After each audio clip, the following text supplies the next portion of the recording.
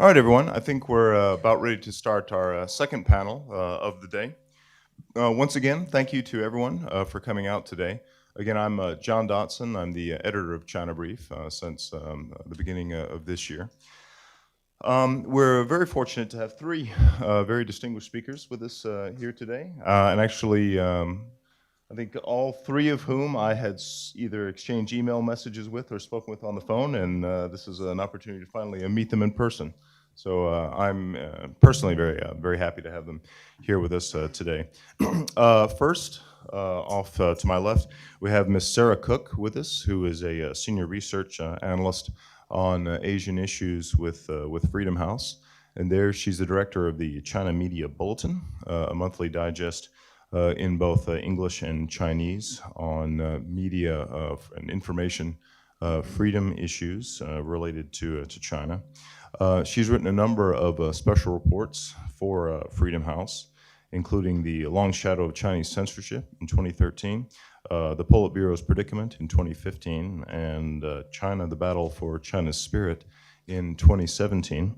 I'll also make a small plug. Sarah wrote an excellent article for China Brief early this year that sketched out the careers of a number of senior party officials in China who had been connected to the suppression of Falun Gong in the 1990s and sort of cut their teeth as regional level officials doing that, and now occupy senior positions in the central government and in Xinjiang, and how a lot of the tactics or methods employed by the party state for the suppression of Falun Gong are now being employed on a mass scale in Xinjiang. And I'd highly recommend that article if you have a chance to look it up. We also have with us today Dr. Willie Lam, who has been a mainstay of the Jamestown China program from its very inception, and is a very frequent contributor to China Brief, I would say. Maybe almost every other month, I don't know, every third or fourth issue, almost, but has written many insightful pieces analyzing elite level politics in the PRC. I'll also put in a little plug there. If you're able to come on Thursday at Jamestown, Thursday at 11 o'clock, we'll be having a book release event and discussion for Dr. Lam's latest book. So I would invite all of you to come out for that as well. And then to my immediate left, we have Dr. Adrian Zenz, who is a senior research fellow with the Victims of Communism Foundation, and has done extensive research on Xinjiang and Tibet. And for another plug, the final one I'll make, I promise. Dr. Zenz also wrote an excellent piece for China Brief late this past year, in which he analyzed provincial budgetary data, and from that was able to sketch out a picture of the camp network, the labor camp network in Xinjiang. A really excellent piece, which wound up becoming the most read article ever for China Brief. So again, I highly recommend that to you. And we're going to hear presentations from all three of these folks today. And I think it would behoove me probably to get off the microphone now and turn it over to Ms. Cook. Thank you. It's really great to be able to participate in the conference today. It's my first time joining the Jamestown China Brief Conference, and especially this very timely and important panel. It's really hard to understand China without understanding some of the dynamics and entities involved that we'll be speaking about today. I thought I would start my comments with a short reflection on the trajectory of the domestic security apparatus, both before and after Xi Jinping took over as head of the Communist Party. Some of this might be familiar for you, but even for myself, it's kind of helpful to take a look back and think back at what's changed and what hasn't. And then I'll address two particular aspects of the evolution of this apparatus in recent years: the learning curve that is evident, and the use of technology to advance social control. I'll conclude with some thoughts on the implications that these have for the regime and for others engaging with it. So first, to take a look back at the evolution of the domestic security apparatus. So under Xi Jinping post-1989, and then under Jiang Zemin and Hu Jintao's leadership, there was a slow buildup of the domestic security apparatus alongside periodic crackdowns. But there was also growing space for certain types of policy discussions and input from civil society, investigative journalism, social media influencers, public interest lawyers, and limited judicial autonomy. Now, there were clear exceptions to these liberal and more open trends that put pressure on these same institutions. That includes Jiang Zemin's launch in 1989 of the massive anti-Falun Gong campaign, increased securitization around the 2008 Beijing Olympics, and then the protests and crackdowns in the Tibetan and Uyghur regions in 2008 and 2009. And during that period, over several years, Zhou Yongkang, then the head of the security apparatus, built a very well-funded state security empire beneath him. But even compared to that context, under Xi Jinping's leadership, we've seen further expansion of the domestic security apparatus, now under his direct control after Zhou Yongkang was purged, and a retreat from even modest rule of law, civil society, and other reforms from previous decades. So to put this in perspective, as part of a 2015 study, Freedom House identified 17 potential targets of repression in China, and we found that 11 of the 17 had experienced a qualitative uptick in repression just within the first 2 years of Xi rising to power. Today, that total would be at least 13 of the 17, and in some cases, these were groups that had already previously been facing harsh persecution, but had escalated further just within the first couple of years of Xi's rule. With each passing year, we are seeing tightening controls and reduced space for free expression, public debate, and civil society participation, including on previously tolerated topics like public health, labor rights, the economy, or U.S. China relations. It's no longer just issues like Tibet, Taiwan, Falun Gong, and Xinjiang that are the red lines. There's a lot more red lines, and they're expanding every day. And we see that in the leaked censorship directives and other analysis of both prison cases and censorship dynamics. So I specifically wanted to talk about two particular aspects of this domestic security apparatus in China today that have been addressed in recent issues of the China Brief. One is the CCP's learning curve, and the other are new technological advances that are adding tools and capacity to an already robust system. So in terms of the learning curve, the CCP has long used pilot programs to experiment with various governance tactics, for better and for worse, some more liberal and some on the more repressive end of the spectrum. One dynamic that's been evident since 2016, as John mentioned, with the emergence of the mass detention, transformation, and public surveillance efforts, systems targeting Uyghurs and other Muslim minorities in Xinjiang, has really been a two-directional learning curve. So on the one hand, you see specific tactics and terminology being applied in Xinjiang that have previous roots in Tibet, but also in other parts of China, and particularly in the now 20-year-old campaign to wipe out the Falun Gong spiritual group, another massive post-Mao transformation effort targeting tens of millions of peaceful Chinese citizens. And these similarities are not accidental. At least 4 officials, 2 at the central level and 2 within Xinjiang, who are now leading the efforts and security innovations in the region, have clear and direct experience previously in their careers advancing the anti-Falun Gong campaign. Dating back to 2001, they have personally inspected, quote, transformation facilities in other parts of China, granted awards to effective local authorities, and managed an extra-legal security force specializing in these tactics. At least 2 of the 4 officials also oversaw securitization in Tibet prior to their transfer in Xinjiang. So that's one direction of which how the learning curve is operating. On the other hand, it's also very clear that Xinjiang is being used as an incubator and experimentation space for tactics and technologies of religious and social control that can, and in some cases are, being applied against other communities in different parts of China. So in the last couple of years only, we've seen surveillance cameras being erected in churches in Jiangsu and elsewhere. Mosques for Hui Muslims have been demolished or shut down in Ningxia, Yunnan, and elsewhere, and traditional calls to prayer have been banned. Tibetan monks and nuns who were evicted from the Yachangar Buddhist Academy in Sichuan province have reportedly been sent for political re-education at detention centers in their hometowns.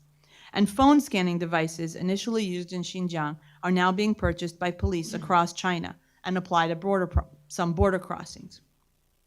Which brings me to my second point about the emphasis on and the difference that technology is making in refining and increasing the effectiveness of the CCP's domestic security apparatus.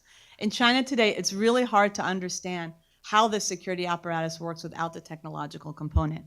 So here are a few examples of just some innovations that we've seen in this dynamic playing out. WeChat, Tencent's application. So this is actually, part of a private company as tools, but is being used in ways that they're now using artificial intelligence capabilities to better censor images. Facial, gait, and voice recognition enabled cameras are spreading throughout both public but also private spaces in China, including in residential areas, alongside other data collection and surveillance mechanisms. Police are using databases and mobile phone applications that they have on their phones to enter and access detailed information on particular citizens in Xinjiang. And there's a great Human Rights Watch report where they reverse engineered such an app. But there was also a really great piece that was published recently in China Brief by Emil Dirks about how similar applications are being used against other designated key individuals, including petitioners and religious believers elsewhere in China. And a new mobile phone app promoting Xi Jinping thought that has been downloaded over 100 million times and on which many Chinese are spending hours to earn points was recently discovered to offer a back door into a wide array of data on people's phones. This data collection inevitably translates into people being punished, detained, or even imprisoned for peacefully expressing their views, practicing their religion, or, to be honest, telling a joke at Xi Jinping's expense. But the increased pervasiveness of these capacities also serves as its own deterrent. So, for example, in today's China, even the simple threat of having your WeChat account shut down because of a minor political transgression and the profound impact it would have on daily life because of the many integrated functionalities of this one app fuel self-censorship. Now, technology has its limits, but it's clear that it's being used and even designed to deliberately compensate for human error and activist resistant tactics, but also for occasional tolerance of and sympathy towards targets of repression among regime implementers.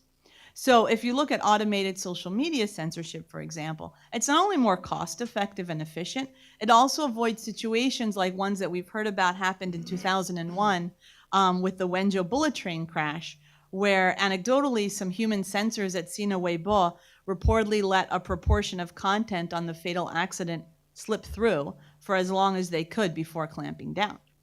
AI-enabled image censorship on WeChat is designed to better shut down a favored netizen method for outsmarting keyword censorship by posting banned, humorous, or critical content in scanned images. In our research on religious resistance in China, we found evidence of local police in some parts of China realizing the Falun Gong practitioners or underground Christians in their jurisdiction do not actually pose a threat to social stability, and therefore dragging their feet and arresting or persecuting them, or taking actions like turning a blind eye when they try to meditate in custody. That becomes much more difficult and dangerous for the sympathetic officers to do if facial recognition-enabled cameras catch people handing out flyers on buses or monitor prison facilities, and could result in reprisals for non-compliant guards. All this to say that being a dissident or simply a nonconformist of any kind in China today is more difficult and dangerous than it was even 5 years ago. But still, it's also worth keeping in mind that many of these measures are coming from a place of insecurity for Xi and the CCP, and as a response to activist efforts and cracks in loyalty within the regime. Moreover, increased authoritarianism itself comes at a cost. It renders the regime inherently less stable, particularly with more authority and potential blame centered around Xi Jinping himself. Expanding repression to a wider net of targets also fuels resentment among populations that might previously have been apolitical or had no gripe with the CCP, and we see that dynamic repeating over and over again. Meanwhile, for foreigners engaging with China, we shouldn't think that we're an exception to the rule. The expanding techno-authoritarian system poses its own potential new challenges, as foreigners themselves are targeted as key individuals in these police databases to be closely monitored, and multinationals are possibly implicated, or already have been, in aiding censorship and repression. So to conclude, for those of us following this space, even as we have our hands full, just keeping track of the latest innovations, especially on the technological side, I think we would be wise to also keep an eye out for emerging cracks in the system, because even with all of this, the CCP is still not all powerful, and its legitimacy rests on fairly thin ice in some cases. Thank you. All right, thank you very much, Sarah, for that. In reading Sarah's work in the past and hearing this presentation, one of the things that's always struck me, or one of the themes that comes out of it that most strikes me, is this idea of sort of synergy between different types of repression or in different parts of the country, and how methods that are tried out and perfected either in one part of the country or directed against one particular demographic group are then taken and collected and then maybe applied in other areas. I think it's an important insight and a very troubling one. But next we'll turn to Dr. Lam, who I think will be talking to us today about Beijing's policies towards Hong Kong. Sir?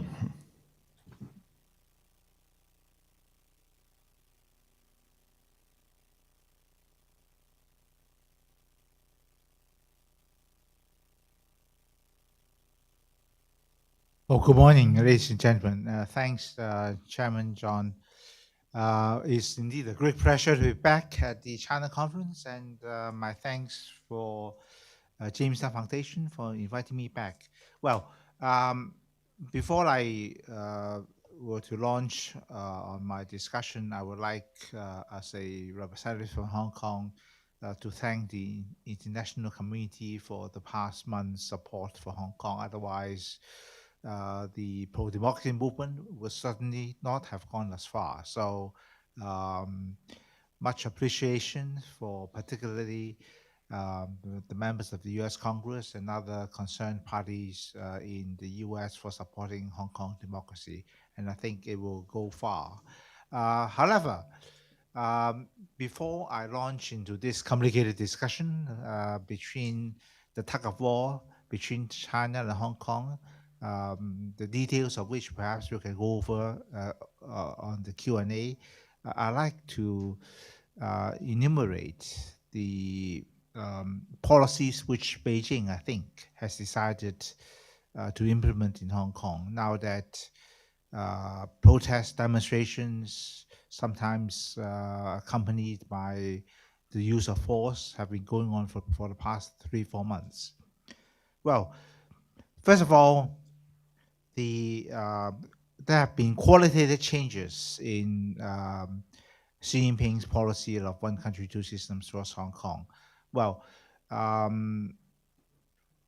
the general this morning in his keynote address pointed out to the fact that Xi Jinping is adamant, despite overwhelming opposition in Taiwan, that the one country, two systems be applied to Hong Kong. However, chinks in the armor are very clear to see, and we have seen tremendous opposition both in Taiwan and Hong Kong to one country, two systems. However, Xi Jinping, being what my Chinese friends in Hong Kong called an eternal emperor, is adamant that he will have his way. And for Hong Kong, you need to remember that Hong Kong economy depends on China to a big extent, and Hong Kong depends on China for its water, for its food supply, and so forth. Xi Jinping has mapped out a new strategy. So first of all, more use of the police forces. More use of the police forces. Stern laws and tough punishment would be imposed to quell protesters and other anti-party elements in the special administrative region. So far,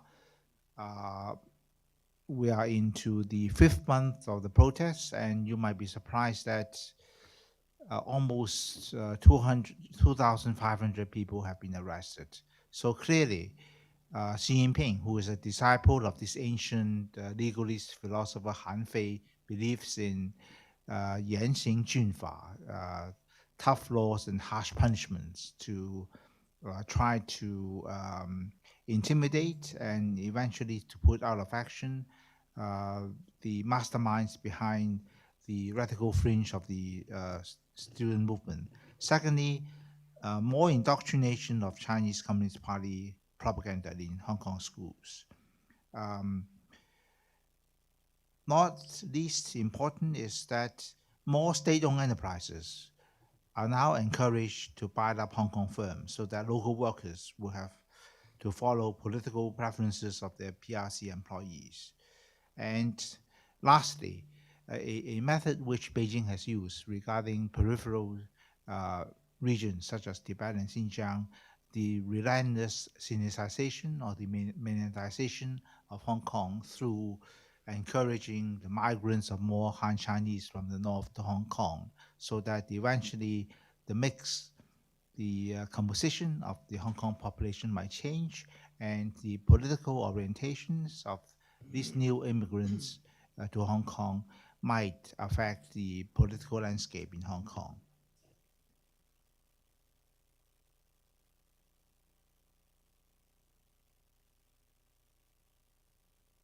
Well, my colleague Ms. Ruth here has outlined already the police state apparatus in China, which has now been aided by state-of-the-art innovation in artificial intelligence, mass data, cloud computing, and so forth. But one new policy instituted by Xi Jinping is that the Central Political Legal Commission, the 中央政法委, which had never been directly involved in Hong Kong policy, has now been given a substantial role in ensuring that law and order in Hong Kong be preserved. Zhao Keji, who is the top cop in China, who is also the deputy party secretary of the Central Political Legal Commission, has recently been given a new position as the number five vice head of the Central Coordination Commission, Central Coordination Group on Hong Kong and Macau Affairs Office, which is China's highest level decision-making body on Hong Kong. So, Mr.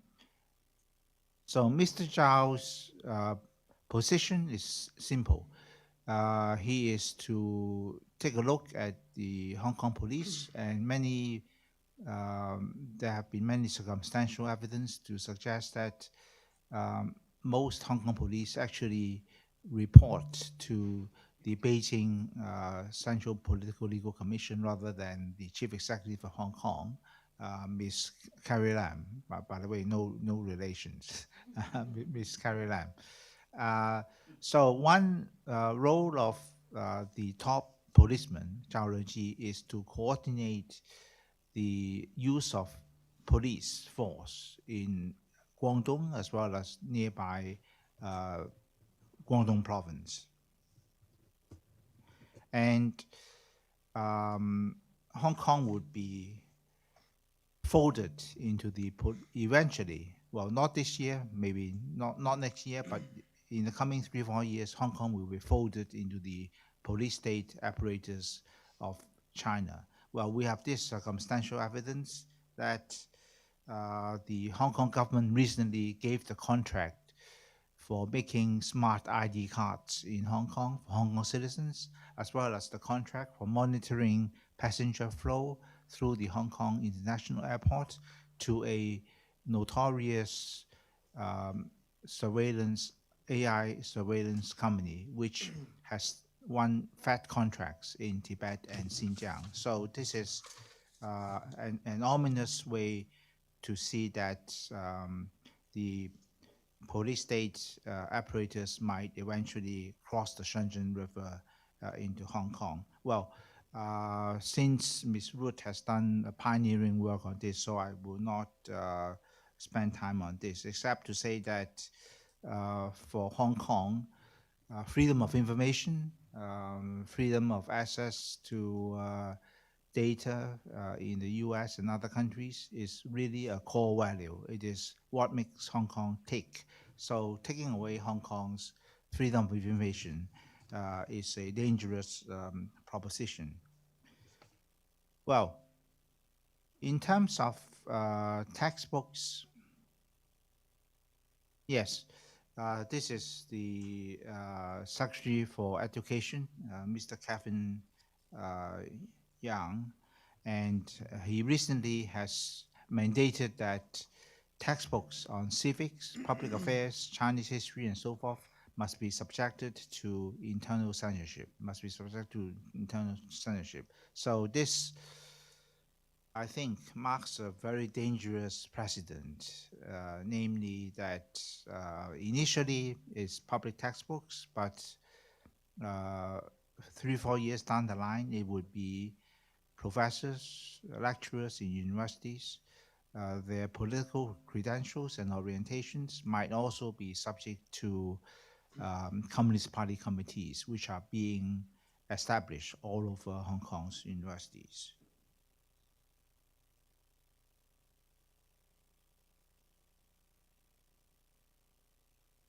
Apart from the police state apparatus and propaganda, I think one very effective way in which Beijing, this is a new policy which Beijing has implemented, largely because of Hong Kong's partial dependence on the Chinese economy. Well, to put it simply, this is simply called the policy of you don't bite the hand that feeds you. Okay, so recently there was a meeting between the head of the SASAC, the State Assets Supervision and Administrative Commission, Mr. Hao Pang, with a dozen odd state-owned enterprises which are active in Hong Kong. So Mr. Hao's message is that these state-owned enterprise corporations should buy control over more Hong Kong companies with the aim that once, well, we currently project that about 100,000 Hong Kong citizens actually work for PRC companies based in Hong Kong. So these Hong Kong employees are encouraged by the PRC employers to be to wear their patriotism on the wrist, on the sleeve, to when there are elections coming up, then they should vote for pro-PRC candidates. They are also asked to take part in pro-Beijing rallies, which have been staged by patriotic elements in Hong Kong the past 3-4 months.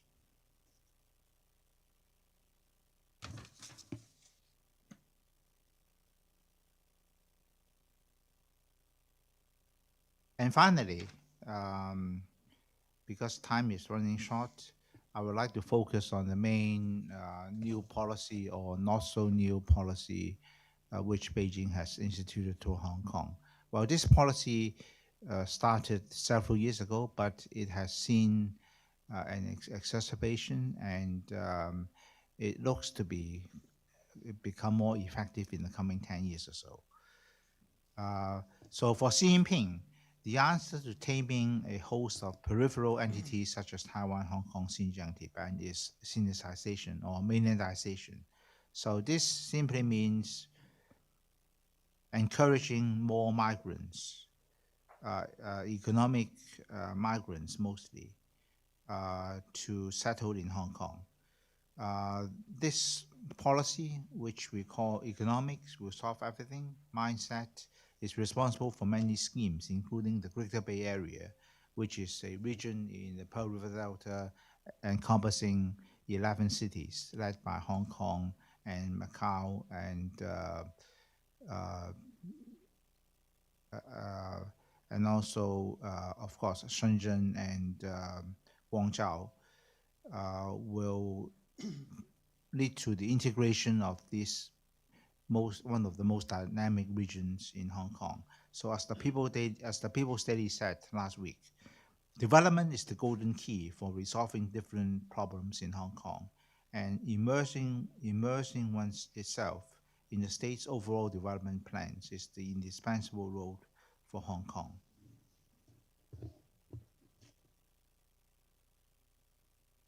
Well, but the crudest and perhaps most effective form of Sinicization of Hong Kong is to encourage mainlanders to settle in the SAR.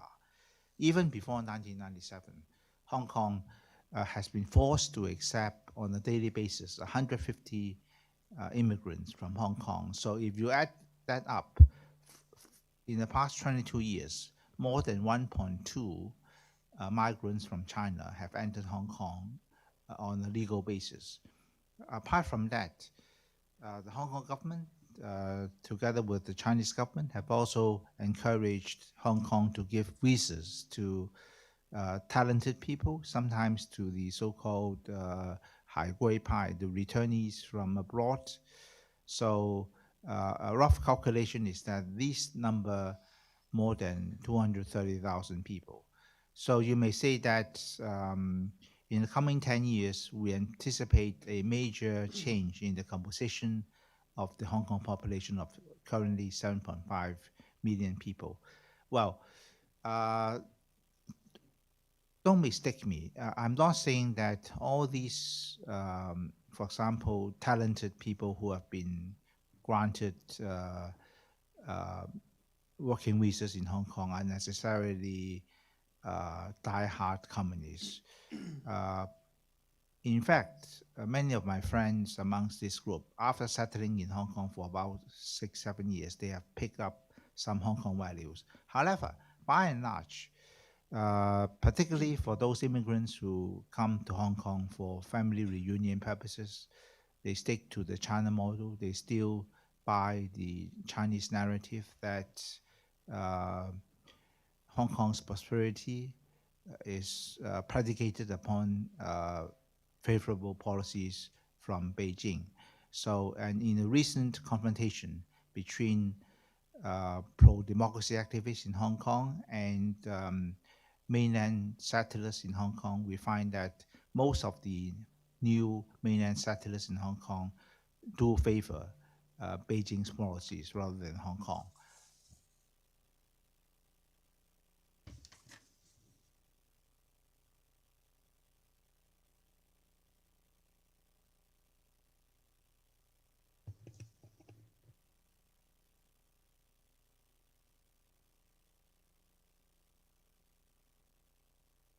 So, to end up my discussion, I would like to leave some vivid image in your minds, and that is uh, the black swan. Okay, the black swan. Well, in January 2019, January this year, Xi Jinping, in a public security conference, gave a talk about the possibility of a black swan event appearing in China. Well, he was referring largely to a so-called color revolution event, whereby supposedly anti-Beijing forces within China collude with hostile foreign forces, namely the U.S., to promote change in institutions, even to promote the demise of the socialist system. Well, the black swan event so far has not happened in China. However, against all odds and against all predictions, the pro-democracy movement in Hong Kong have lasted almost half a year. Okay, and we don't have evidence that this indigenously inspired and supported political movement has enjoyed any substantial support from foreign powers. This is basically a homegrown pro-democracy movement. However, the appearance of this so-called black swan event seen in some Chinese observers have shown up, as Ms. Ruth pointed out earlier, chinks in the armor of China's police state apparatus. It shows that when the atmosphere is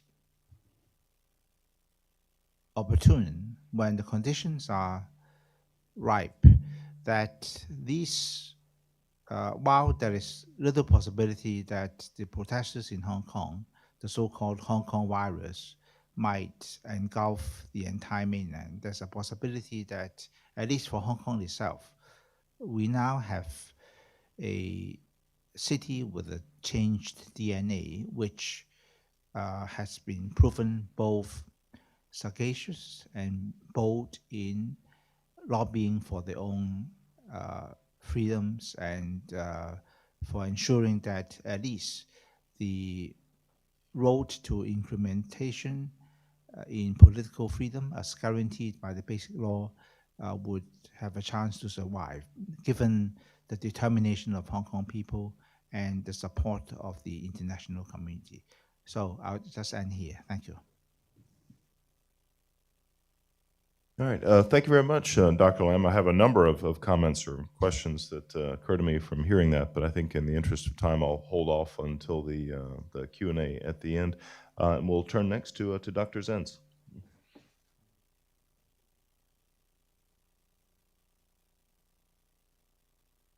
Yes. Thank you.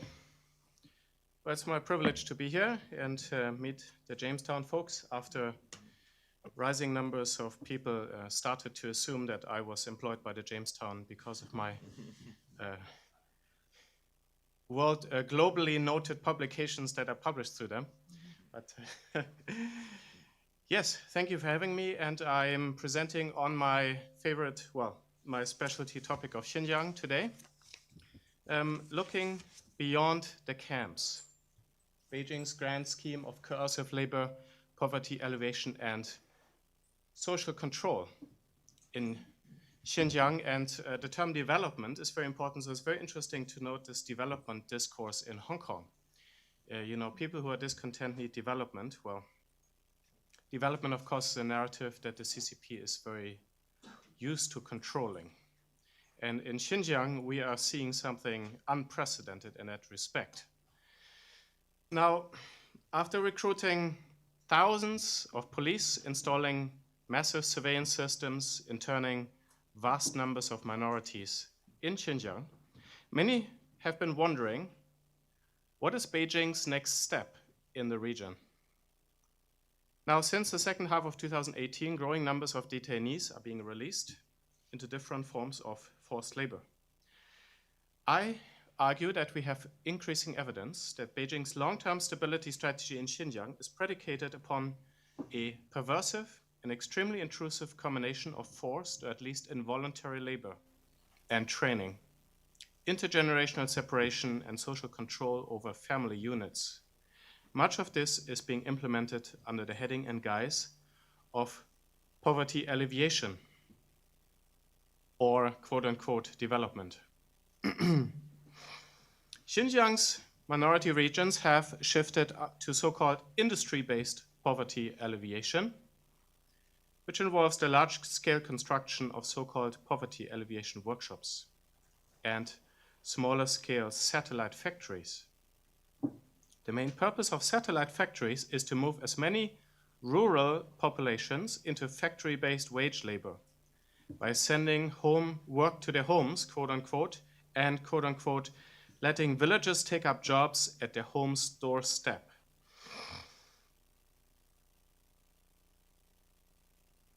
Xinjiang's primary poverty alleviation and stability maintenance approach has been to promote wage labor among all ethnic minority adults, every single one.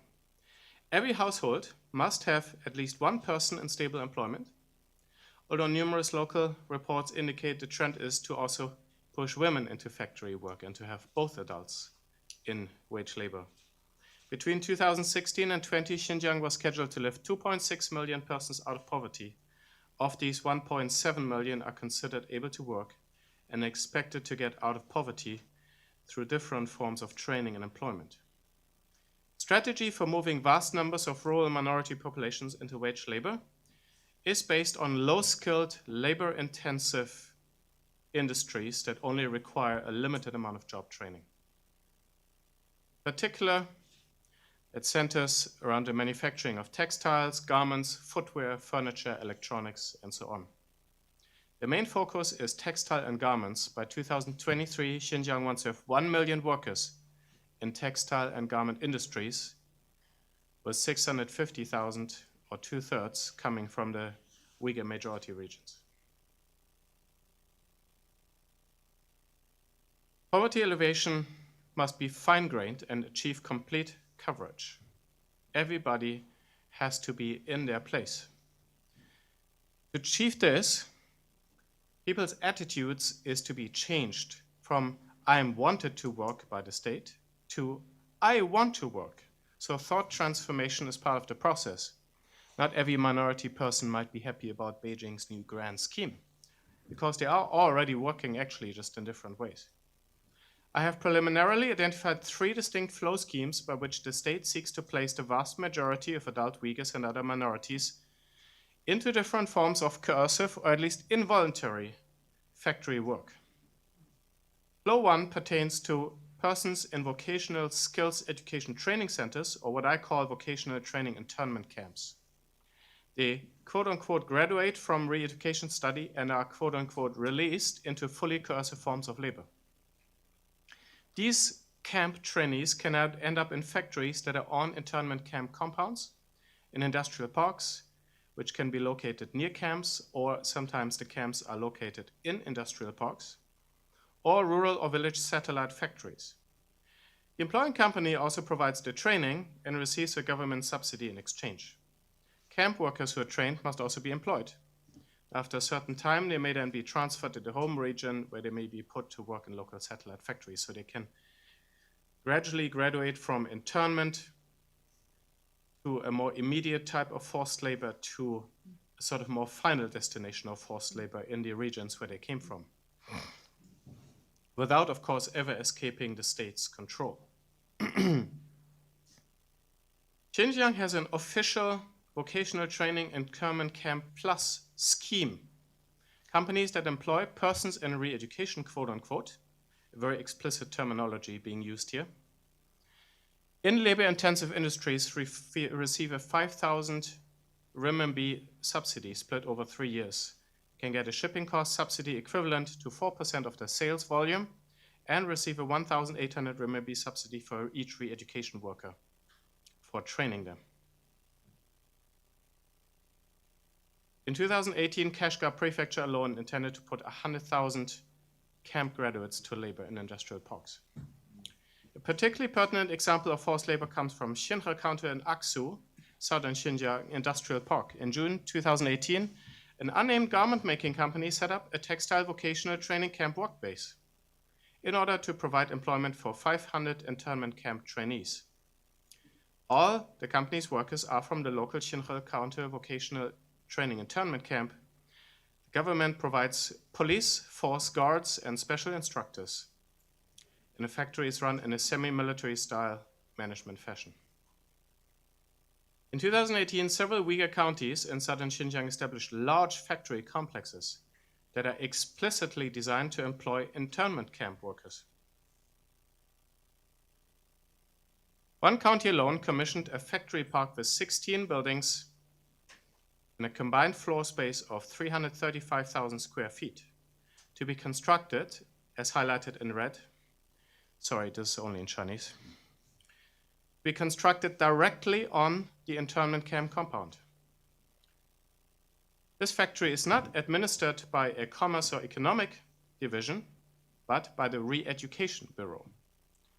And it's designed to provide forced labor for 1,560 internment camp detainees.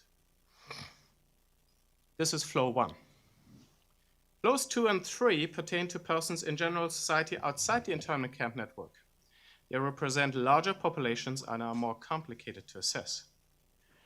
Flow 2 is the training of rural surplus laborers in closed centralized training compounds, typically lasting 3 months. Of this, 1 month military drill, 1 month thought education, 1 month skills training.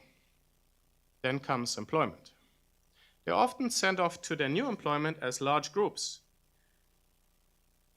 wearing uniform suits or military clothes. Somehow doesn't look particularly voluntary to me. Maybe it's just me. They don't look super happy about their new jobs either. I don't know. Do they want this? Do they not want it? I especially like how they all have the same government-provided suitcases. So these are not internment camp. These are not re-education camp people. These are rural surplus laborers outside the internment system, scooped up, put into centralized training, this is the party oath, swearing the oath to the party, and sent off at times to other parts of Xinjiang, often Han-dominated industrial areas in Xinjiang. So this is flow 2, involuntary or coercive labor. Flow 3 refers to the so-called satellite factories. As per Xinjiang policy, satellite factories must be established in every other village in minority regions. The goal is to send the work to those who can't come to work, especially targeting women. Many of these satellite factories, another one. This county is cutting off the slide, but this county says satellite factories let villagers realize their employment dream. Now, trying to look at this picture and think what kind of dream the people who sit there are dreaming at the moment, but I'll leave that judgment to you. So this is the employment dream for rural Uyghurs, to work full-time in satellite factories while their kids are in factory nurseries or preschools or boarding primary and middle schools. These factories, by default, now have nurseries, even for children that are infants, under 1 year or 1 year up. So the women who care for children, typically at home, can now enter full-time work and be liberated, quote unquote. Whether they want to or not be liberated. Liberation is not really optional if you live in communism, but sorry. Okay,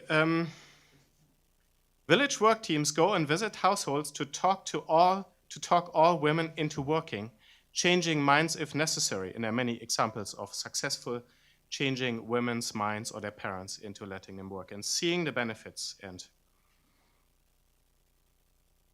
it is perhaps the least immediately evident form of forced labor, but likely the most pervasive with the most long-term social and cultural consequences. All three flow schemes operating on different levels of coercion, all of them share significant similarities. All three conduct thought education, political indoctrination, and are placing minorities into controlled full-time labor environments. A particular concern is that all of these labor flows are now becoming blended and mixed. Graduates from internment camps work alongside workers from flow 2 and 3 in industrial parks, factories, or village satellite workshops. Products made by any or all of these three types of workers are then either directly exported or shipped to Eastern China, where they may form components or products or repackaged as products with company labels that may or may not have public records of dealings in Xinjiang. So it's becoming very complicated. The domestic and global implications of this grand scheme, where internment camps now form only one component of society-wide coercive social re-engineering strategy, are dramatic. Through the Mutual Pairing Assistance Program, 19 cities and provinces from Eastern China are pouring billions of renminbi into the establishment of factories in these regions. Soon, many or most products made in China that rely at least in part on low-skilled, labor-intensive manufacturing could contain elements of involuntary ethnic minority labor from Xinjiang. Government documents blatantly boast about the fact that the labor supply from the vast internment camp network has been attracting many Chinese companies to set up production in Xinjiang, which supports the economic growth goals of the Belt and Road Initiative. Xinjiang is the core region of the Belt and Road Initiative. These findings call for nothing less than a global investigation of all supply chains involving Chinese products or product components, and for greatly increased scrutiny of trade flows along China's Belt and Road. They also want a strong response from the international community in regards to China's intrusive, coerced social re-engineering practices in Xinjiang. Thank you.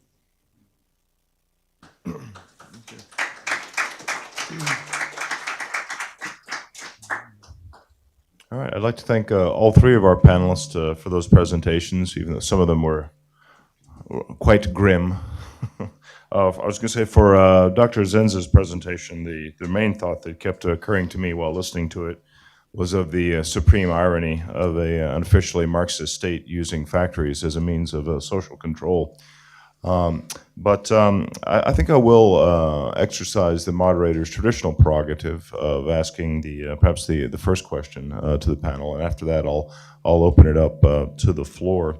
What I thought, the question I thought I would direct to all three of the panelists was in the presentations we heard, for example, from with Ms. Cook and Dr. Lam, we heard a bit about both, as it seems to me, methods of short-term or immediate social control, that of AI-assisted surveillance, increased police presence, and so forth, but also these methods of longer-term social control, that being propaganda as through changes to school textbooks in Hong Kong, or attempts to bring about demographic change, either moving ethnic Han into areas of Xinjiang or moving mainland Chinese citizens into Hong Kong. And the question I thought I would direct to the panel would be, in your view, which of these methods of longer-term social control would be most effective for the party? In conjunction with that, I think we've seen some of these discussions, perhaps particularly in Dr. Zenza's presentation, sort of an effort to, at least in ethnic minority areas, to sort of bulldoze the native culture. And I would ask, to what extent will the methods that we've seen discussed here today actually be effective from the perspective of the party? So I'll offer those questions out to the full panel.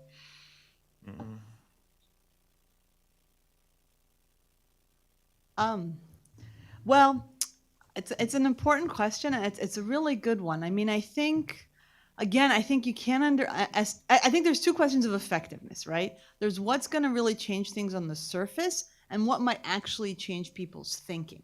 Because it's actually generally much easier for the CCP to change people's surface behaviors. But when we were looking especially at, religious beliefs and different communities, it actually often proves quite futile for the CCP, even for people who have graduated from various kinds of, quote, political and religious re-education and transformation, to really change their fundamental beliefs if given an actual choice. And it's very hard to know what people really think. But, in talking to people who have been through these programs and have either come out of China or afterwards kind of had a moment to reassess their thinking and have a little more space, you see statements online of people renouncing their transformation. You see notes in like Chinese government local level documents talking about like Falun Gong recidivists in their regions and stuff like that. So I think in terms of the long-term impact, it's really hard to downplay the technological element. So just to talk about like these second generation IDs that are now potentially being implemented, could be implemented in Hong Kong, they really follow people everywhere. So not even just if you're politically active. I mean, Emil Dirk's research has been partly on drug users. And so if you're a known registered drug user who's maybe been through some kind of other form of state forced rehabilitation and labor program, you go and check into a hotel and you scan your ID card, it sends a message to the Public Security Bureau, and they can show up spontaneously and have you take a urine test on the spot to find out if whether you've been using drugs or not. So I think, that type of intrusiveness and data collection can certainly, obviously make people mitigate their activities in one way or another, whether you change their fundamental beliefs. And then the other thing I think is this question of the kids. And the CCP is not stupid. They're real, and this is not entirely new, but you really see it playing out, especially, and I had looked at religion more, but it's not only this element of kind of asphyxiation of the potential for future generations to be able to hold views or beliefs that the party doesn't want them to have. And this is partly in terms of separating them physically from their parents, but other forms of imposing heavier and heavier restrictions on children engaging in any form of religious belief for state-sanctioned activities, summer camps. I mean, even for groups like Buddhists who, we generally think of as being on the safer side of the Communist Party's religious policies. So I think I don't think it's accidental. some of the policies we're seeing with regards to trying to control the next generation. And that also goes to, again, the manipulation of content online and on the internet, and what kind of applications kids have access to and the like. Maybe that was 2 answers. Well, just briefly, there's been a ferocious battle of narratives going on regarding Hong Kong, pro-democracy activists. The Chinese Communist Party has displayed sophisticated and ultimately quite successful efforts to try to portray this Hong Kong radical fringe people as advocates of pro-Hong Kong independence, and also saying that this is part of a color revolution with participation by the U.S. and other Western countries. Crude as these propaganda efforts may appear, amongst my students who have come from China, I find that they are avid consumers of such, some of them at least, may be avid consumers of such crude propaganda, to the effect that even though they have been in Hong Kong for a few months, these mainland Chinese students do not find it easy to sympathize with the aspirations of the local, typical local Hong Kong college students in terms of demanding universal suffrage rights. So my answer to this question is, the mainland is employing a multi-pronged series of actions, and in the case of particularly Hong Kong and Taiwan, where the economies are so dependent on China, I think Beijing is expected in the coming 5-6 years to score important points to achieve certain success in convincing the Hong Kong public, perhaps not so much the Taiwan public, but I think this narrative is also attractive for many Taiwan residents, and that is what I described earlier as the philosophy of you don't bite the hand that feeds you. And certainly the fact that more state-owned enterprise corporations are buying up land, buying up factories, buying up businesses, buying up banks in Hong Kong would enable Beijing to, on the political arena, propagate the story and convince more converts, particularly if the makeup of Hong Kong's population is being changed along the way. Thank you.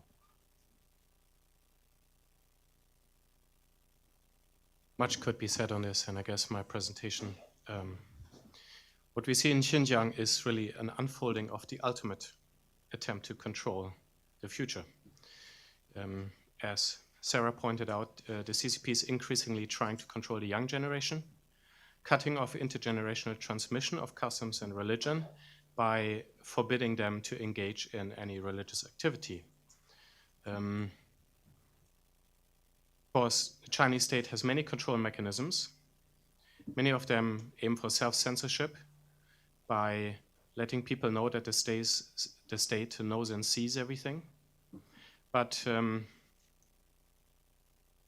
I think what we see in Xinjiang is China is now really seeing the core unit that preserves any competing identity to a full CCP identity is the family.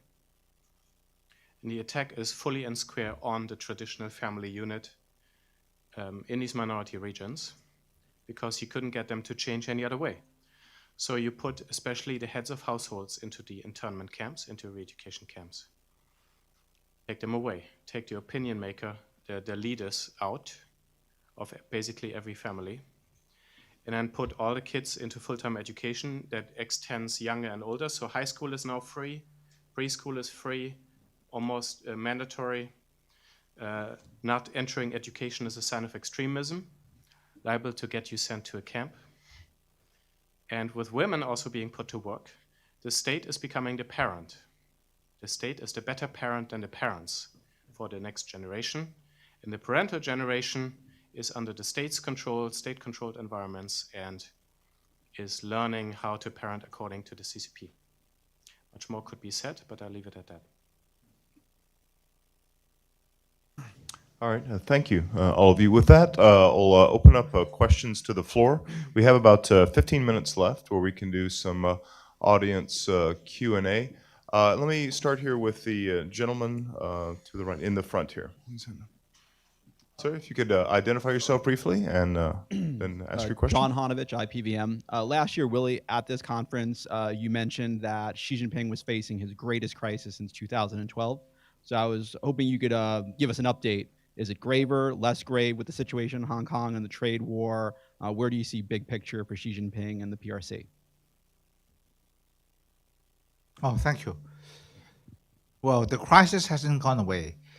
Xi Jinping, in spite of the fact that, in my opinion, his power is impregnable, because in China, as Mao Zedong said, power grows out of the barrel of a gun, and Xi Jinping has, I think, a good control over the army, the People's Armed Police, and the police. However, in China, power and authority are different.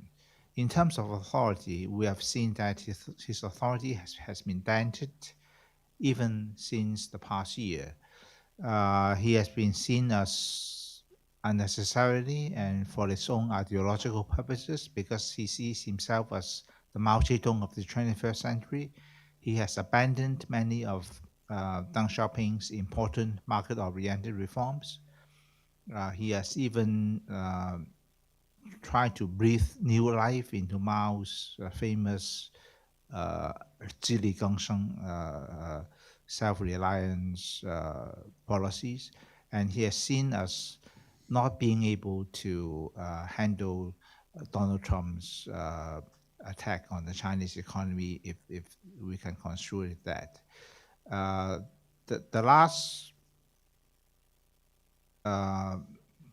The last thing for which he has been criticized from behind his back is, of course, the Hong Kong policy. So you understand why he has repeatedly postponed the Communist Party Central Committee, which supposedly should be held once every year. But now there will be one in the second half of this month, but it has been repeatedly postponed for as much as 1 year.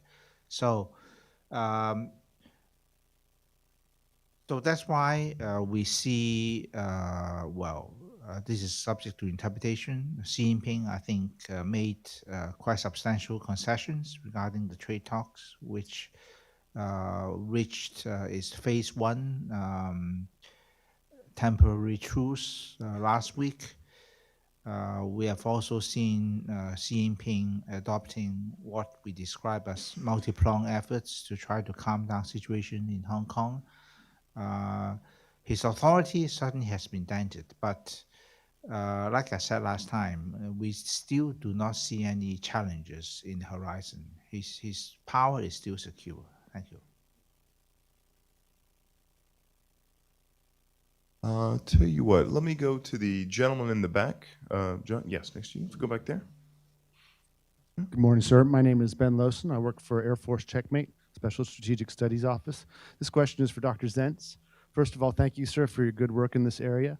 I have 2 things I wanted to ask you about. Number one, what do you know about the more extreme claims? And you've done great work on the less extreme claims, but the more extreme claims of things that China is doing to its Turkic peoples, like organ harvesting and mass cremation, going along with destroying the graveyards. And the second thing is, how would you characterize overall what's happening there? More as a mass ethnic cleansing, or when does it get to be a genocide? Thank you.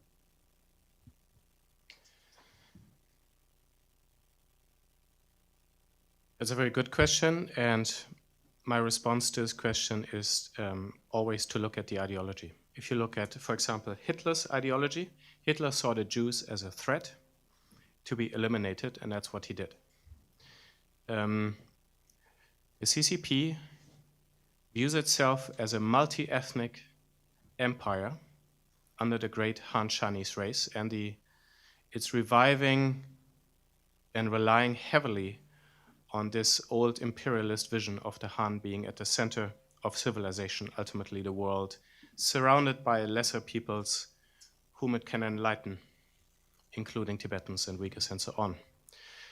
And now, in order for the Han to occupy this privileged position and to radiate their glorious civilization out, and for China to be this multi-ethnic empire, you need to have the other ethnic groups.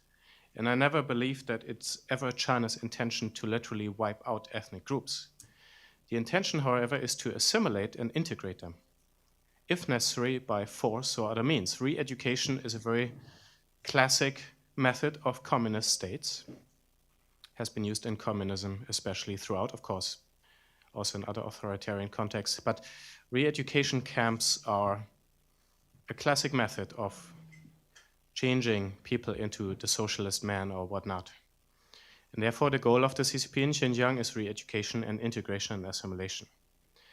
If people die, I think that's more incidental. You have higher mortality rates in camps because of the conditions, but that's not the goal, I don't think.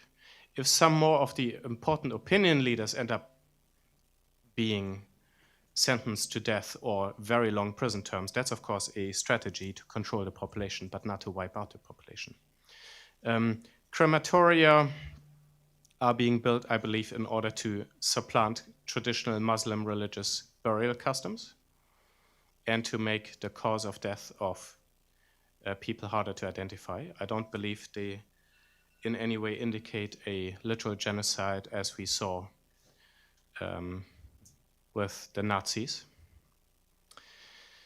And organ harvesting is an interesting topic that I've not spent a ton of time on, but will be doing more reading on in the future. The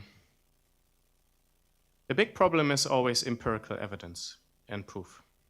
And so that's been my attempt to focus on aspects where we have evidence.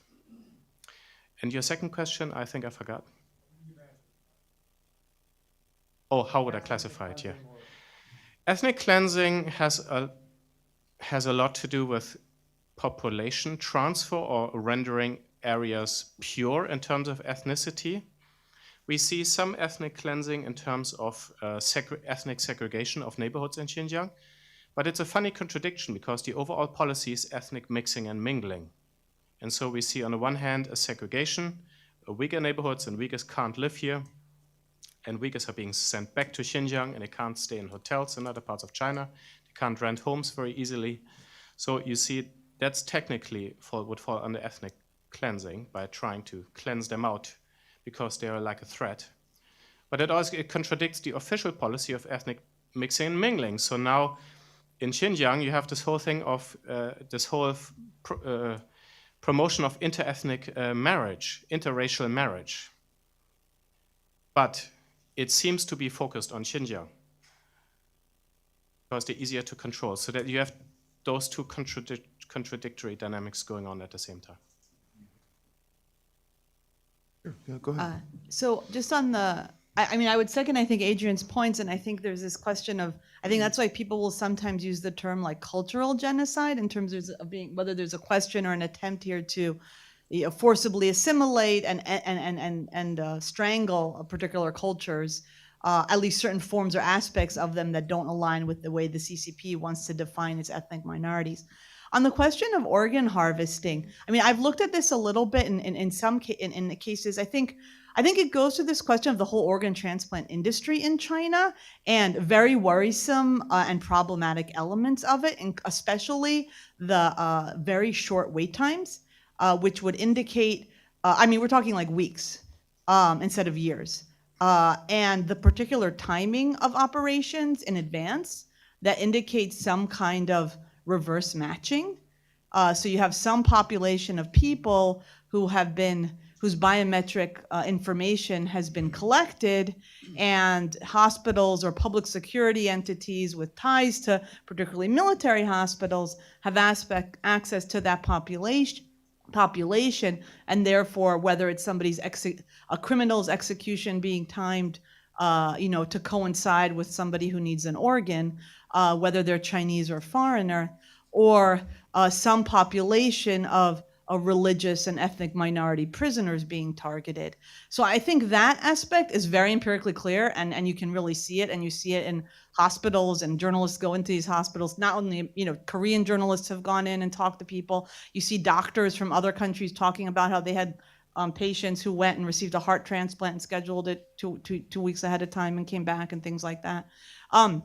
So I think the question of where these organs are coming from becomes trickier, but there is circumstantial evidence in terms of the biometric data being collected from people like Falun Gong practitioners and now increasingly Uyghurs, specific cases of we interviewed, when I was doing the research, one person. I started asking people who had been detained if they had been blood tested, and we spoke to one Uyghur, and then he had been detained previously. He was released, I think, in 2011, who was talking about, who didn't even know where this question was coming from, but basically was saying that that the Uyghurs were blood tested when Chinese criminal inmates weren't being blood tested. One fellow former Falun Gong follower from Beijing said that actually, and he was very reticent to tell us this because he was worried, but in 2011, somebody he knew who worked for a military hospital was actually sent on like an errand to retrieve an organ and was told that it had come from a Falun Gong detainee. And he had warned this guy to say, you be careful. And there were various aspects of his testimony that we looked into, and that seemed to be quite credible. So, I know that's just a snippet when you start to dig into this. So, I think to the point of question of whether is this completely deliberate, is this a final solution kind of thing? Not necessarily for the reasons that Adrian says in terms of the question of the Uyghurs, but I think one of the things you saw with Falun Gong is from some of the accounts is that people who might have been targeted were the ones who were not conforming ideologically. And so then the question becomes, do you have a situation like that in some of the camps or internments among Uyghurs where all of this data has been collected? If you have certain people who are being particularly firm and not wanting to conform in one way or another, or otherwise are attractive for this very lucrative purpose, and might be targeted in this way. So I think there's still a lot more to know about what's happening in Xinjiang and what is explained by other factors, and what might be, and seems reasonable to me, that at least some proportion of Uyghur detainees are being targeted in this way. All right, I think we might have time for perhaps one more question. Will we come back to the front to Mr. Xiao?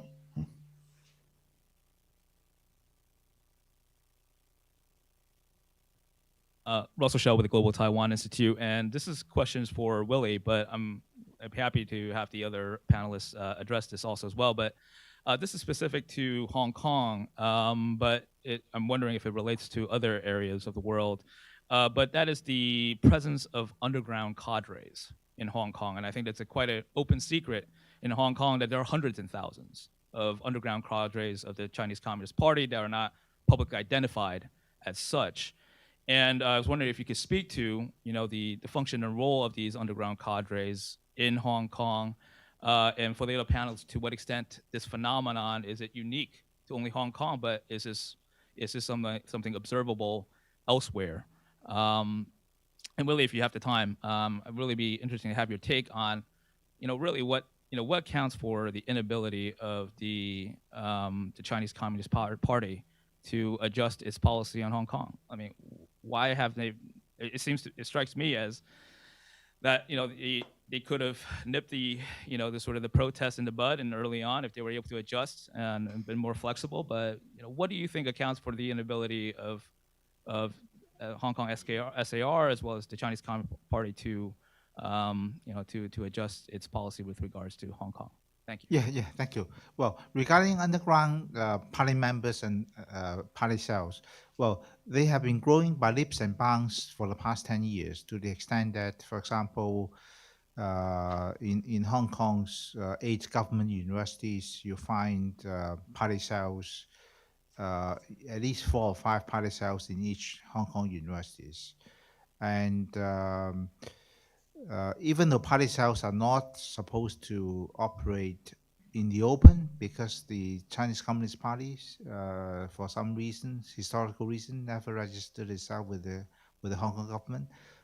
They are performing an increasingly important role in the Special Administrative Region administration. So things have gone to the extent that the Beijing authorities, with the agreement, of course, and cooperation of the SAR administration, they are grooming party members to assume senior administrative positions in the coming 2 or 3 decades. So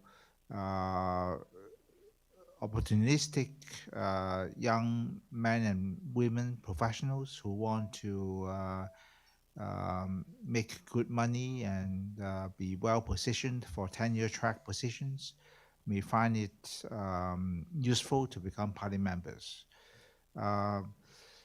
Your other question is right. Well, first of all, the storm of protests in Hong Kong started in April, May, because of opposition to this extradition agreement, which, if passed, would make it legal for the Hong Kong government to expatriate criminals back to the mainland to face the Chinese legal system and even to be jailed in Chinese penal institutions.